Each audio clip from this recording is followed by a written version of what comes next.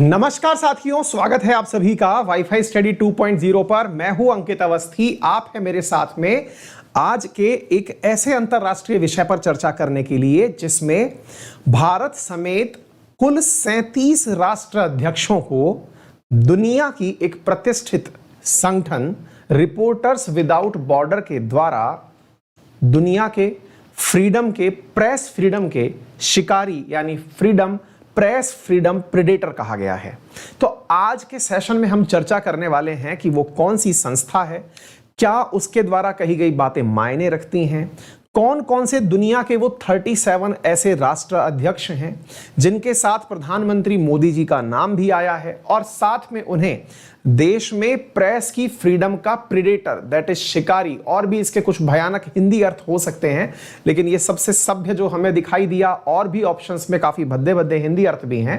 Predator का मतलब होता है जो दूसरे को भोजन बनाता हो, दूसरे को खत्म करता हो, है ना।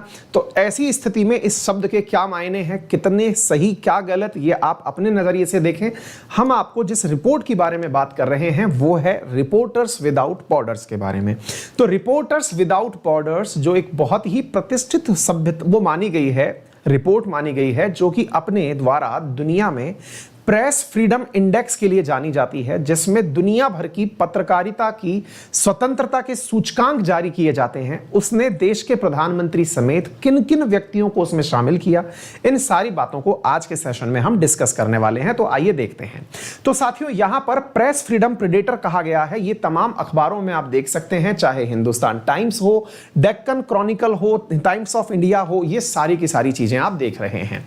RSF के नाम से जाना जाता है, रिपोर्टर्स विदाउट बॉर्डर। अब आप पूछेंगे सर इसका फर्स्ट लेटर अगर देखते हैं तो R, W और B लगता है, ये फिर RSF कैसे बन गया? असल में ये फ्रांसीसी शब्द है, फ्रांसीसी भाषा में ये है रिपोर्टर्स सेंस फ्रंटियर, RSF। लेकिन जब इसको इंग्लिश में ट्रांसलेट किया जाता है तो ये बनता है रिपोर्टर्स विदाउट बॉर्डर।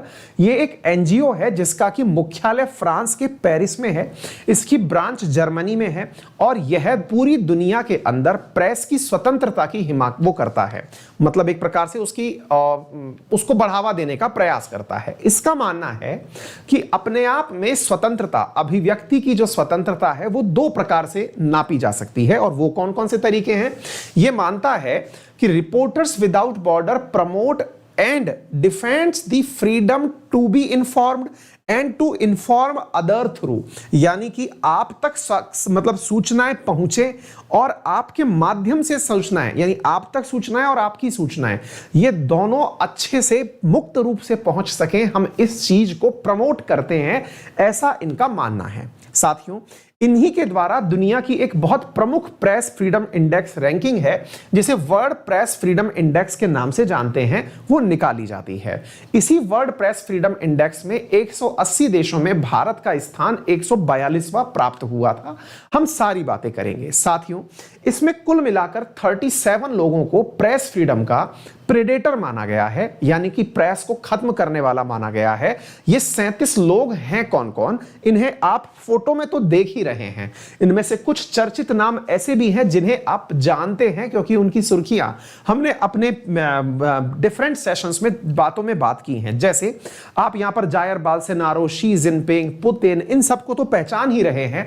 इसी के साथ में किंग सलमान सऊदी अरब के आपको दिखाई पड़ रहे हैं।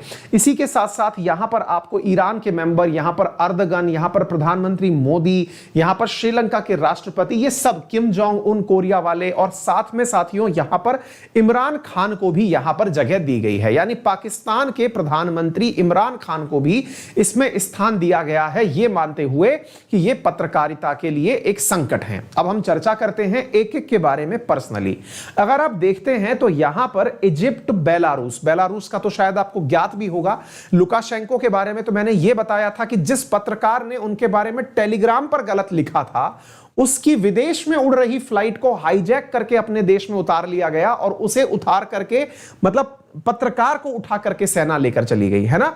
ये तो मैंने क्लास में आपको सुबह आरएनए वाले सेशन में भी पढ़ाया हुआ है। अगर आपने ये सेशन देखा है तो आपको याद भी आ जाएगा। इस तरह की जानकारी मैंने क्लास में भी दी हुई है। इस प्रकार से आप यहां पर देख सकते हैं, ईरान के अली खमेनी हैं, बशर अल असद सीरिया वाले, कैरी लेम हांगकांग से, ये मतलब ये सारे के सारे जो लोग हैं, इन्हें कहीं ना कहीं आप लोग मतलब निश्चित रूप से ही रिकॉग्नाइज करते होंगे। और इसमें जो है इमरान खान जो पाकिस्तान से हैं, इनका भी नाम प्रमुखता से लिया जा रहा है।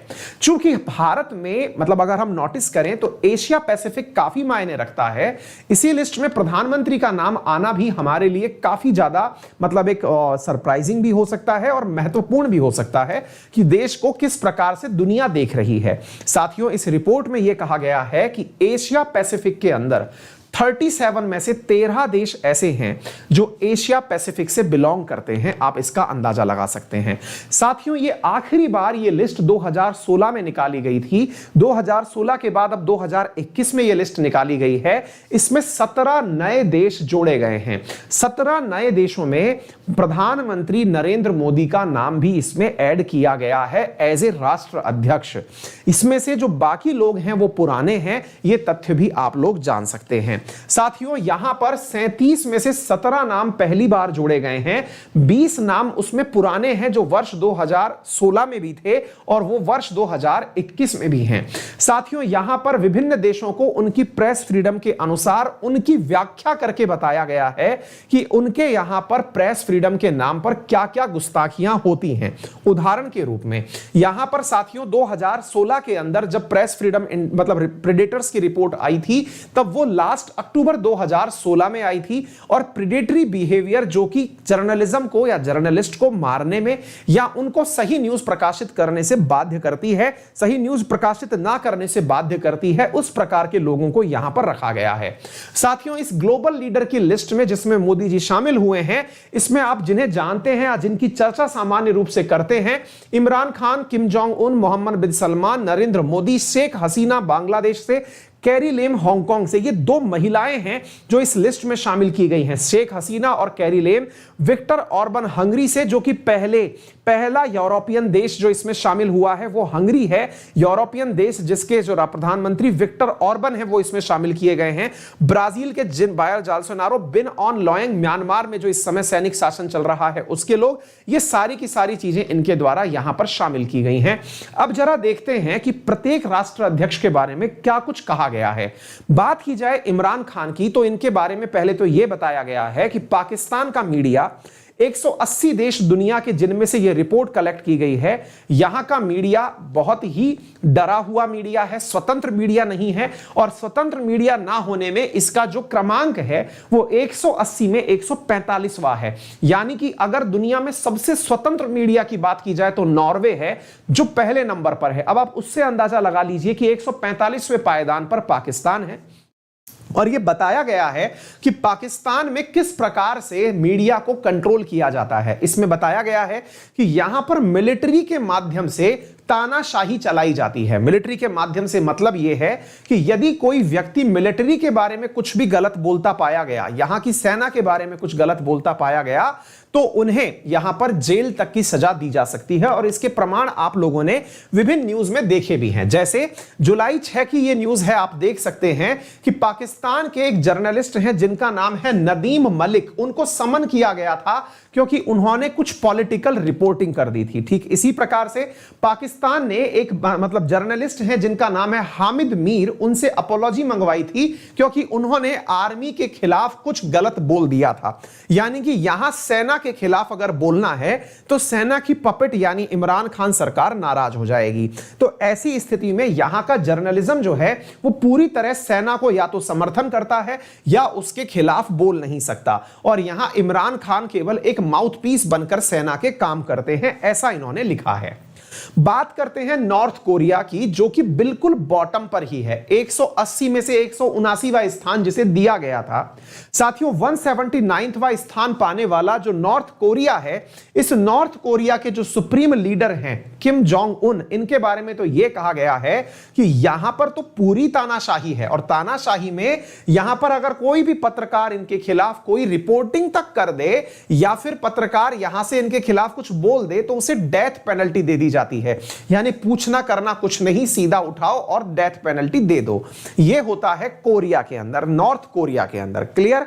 तो आप नोटिस करिए, जहां पर सीधी सरकारें इन्वॉल्व हो रही हैं वो पाकिस्तान है, नॉर्थ कोरिया है जहां सरकार ही जर्नलिज्म के ऊपर, जर्नलिस्ट के ऊपर अटैक कर रही है। आपने उन दो के उदाहरण देखे। तीसरा साथियों, यहां पर जो है नाम लिया गया है हमारे पड़ोसी देश म्यांमार के बारे में, जहां हाल ही में लोकतंत्र के, यानी जिस दिन शपथ लिया जाना था प्रधानमंत्री को, उसी दिन सेना ने तख्ता पलट कर दिया और यहां पर जो नेता थी आंग सान सू की, उन्हें गिरफ्तार करके जेल में डाल दिया।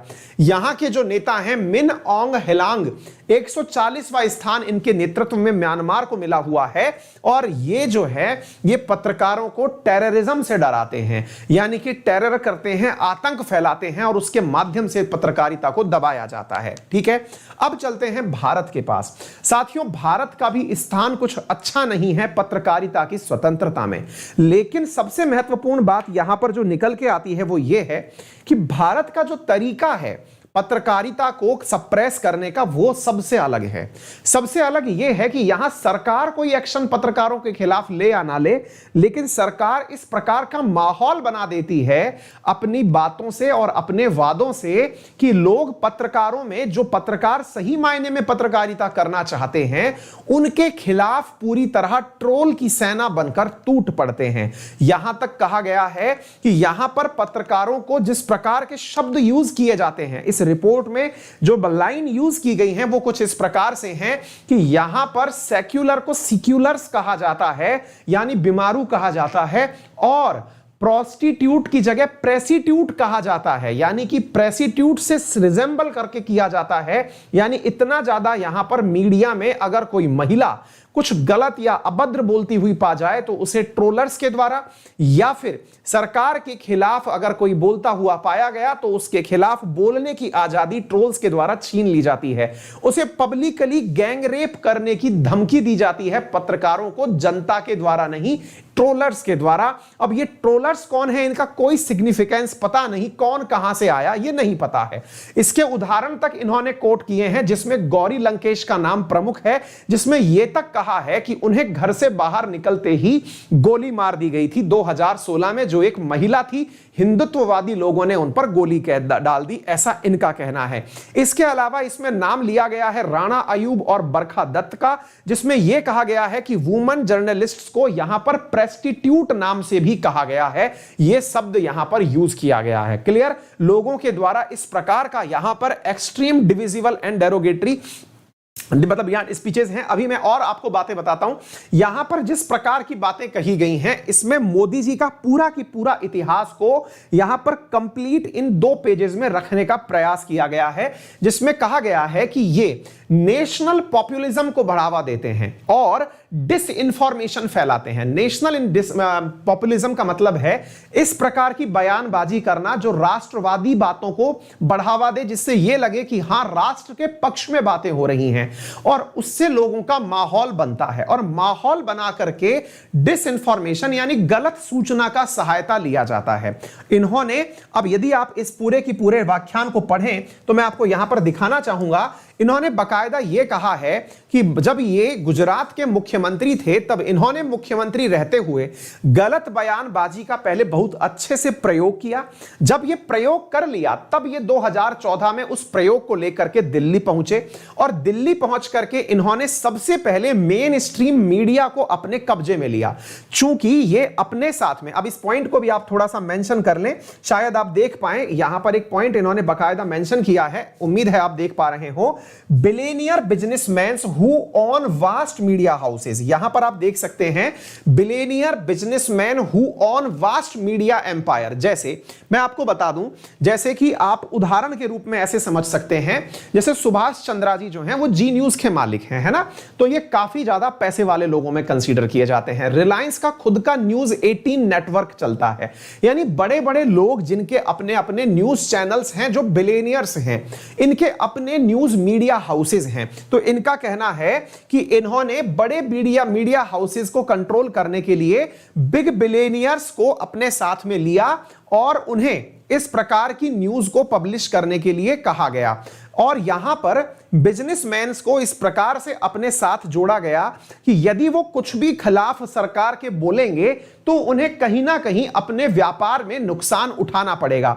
ऐसी स्थिति में यहां पर जो वाइड कवरेज दिया गया इनके स्पीचेस को, जिसमें चाहे मिस इंफॉर्मेशन थी या फिर कैसा भी था, ऑडियंस का रिकॉर्ड लेवल उन्हें उपलब्ध करवाया गया, क्योंकि नेशनल पॉपुलिज्म भाषण दिए गए, डिसइंफॉर्मेशन से भर के भाषण दिए गए, मेन स्ट्रीम मीडिया में जो बिलियनियर्स हैं उन्हें पकड़ लिया गया ताकि वो लोग अपने मीडिया हाउसेस के माध्यम से उन्हीं न्यूज को ज्यादा से ज्यादा प्रसारित होने दे जो उनका बढ़ावा करती हो। इस प्रकार की घटना करके इन्होंने मीडिया को कंट्रोल किया। यानी इनके बारे में यह कहा गया है कि इन्होंने किसी भी प्रकार का, मतलब अगर हम इनडायरेक्टली बात बोले तो यह भी कहा गया है कि किसी भी प्रकार के सरकारी तंत्र का उपयोग नहीं किया गया है मीडिया को कंट्रोल करने में। सरकारी तंत्र से मतलब जैसे आप लोगों ने पाकिस्तान में देखा कि पुला करके जेल डाल दिया, कोरिया में बोला कि डेथ पेनल्टी दे दी, म्यांमार में टेरर फैला दिया, जहां जहां जो भी कर सकते थे। यहां ऐसा नहीं है, यहां पर इन्होंने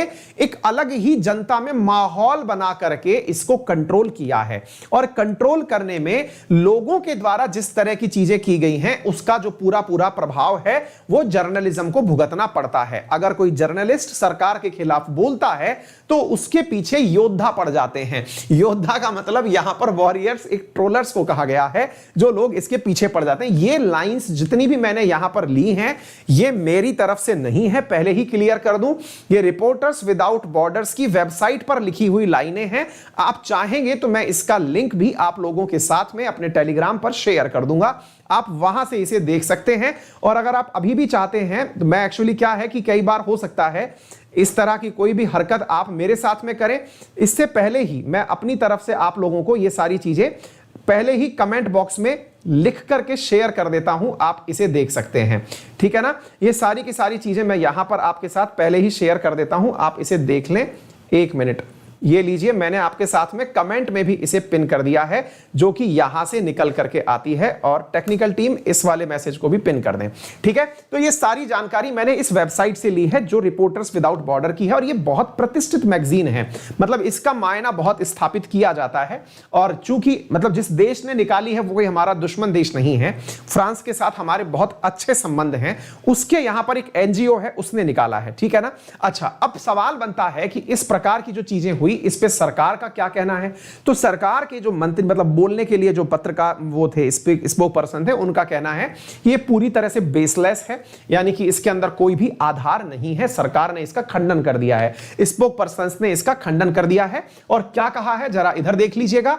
ministry of information and broadcasting की तरफ से कहा गया है कि ये पूरी तरह से फैक्ट फ्री है और बेसलेस है। क्योंकि ये इसलिए कह सकते हैं इस बात को क्योंकि इसमें सरकार का कोई डायरेक्ट इन्वॉल्वमेंट नहीं है। इसको आप ऐसे भी समझ सकते हैं कि सरकार की लोकप्रियता इतनी है कि सरकार के खिलाफ कोई कुछ सुनना ही नहीं चाहता। इसे आप ऐसे भी समझ सकते हैं कि जब सरकार भाषण देने आती है तो लोग उन्हें ही सुनना चाहते हैं।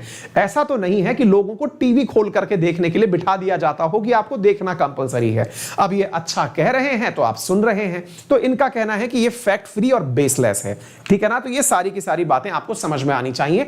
इसी प्रकार से व्लादिमीर पुतिन के बारे में बताया गया है कि ये नेशनलिस्ट ऑथोरिटेरियन है, जो कह दिया बोले तो वचन ही है, शासन कह दिया तो यही चलेगा।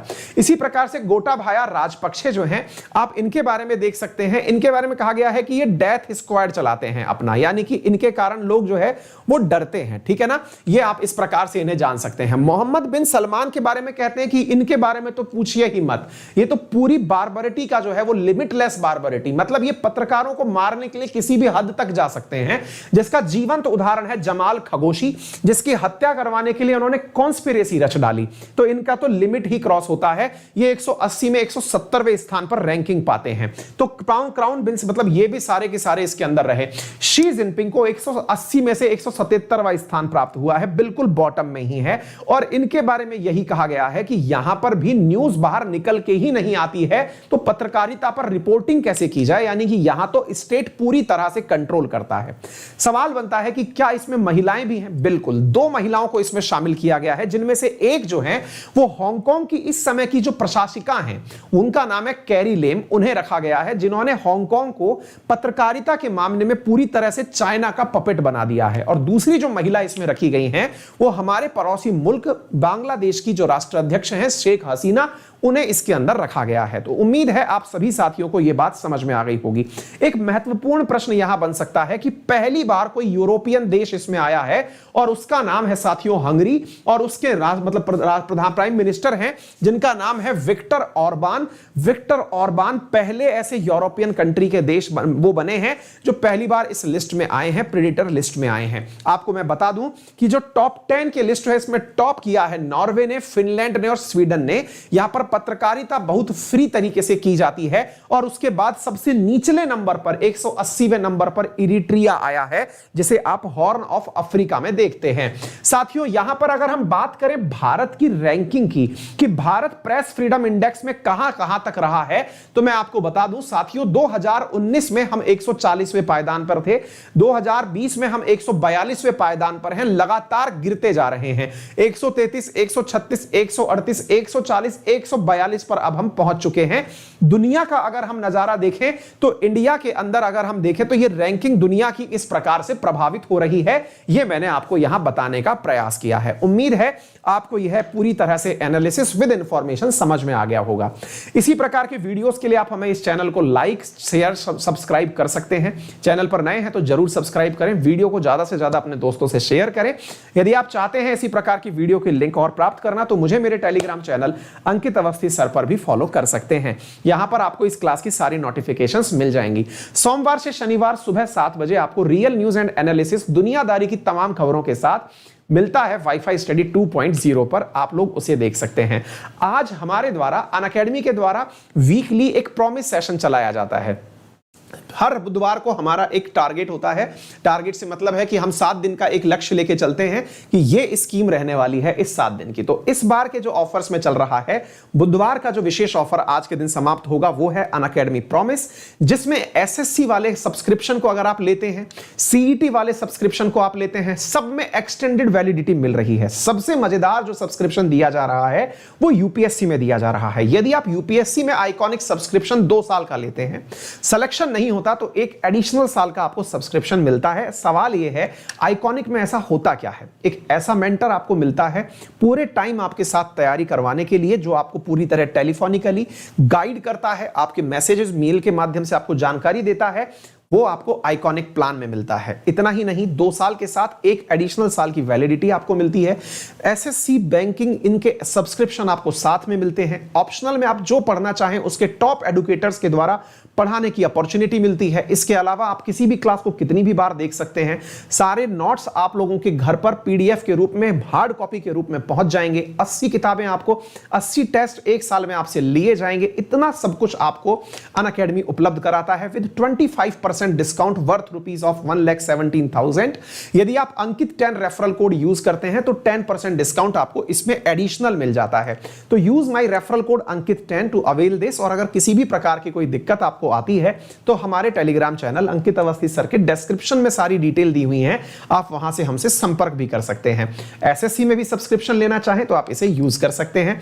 सब्सक्रिप्शन लेने के लिए गूगल प्ले स्टोर से मोबाइल में अपने अनअकैडमी लर्निंग ऐप डाउनलोड करिए, फोन नंबर से अपने आप को रजिस्टर करिए, गोल सेलेक्ट करिए, पेमेंट पर जाइए, रेफरल कोड लगाइए और सब्सक्रिप्शन ले लीजिए। अगर आप क्रेडिट कार्ड यूज करते हैं तो आपके लिए easy EMI options with 0% interest उपलब्ध हैं।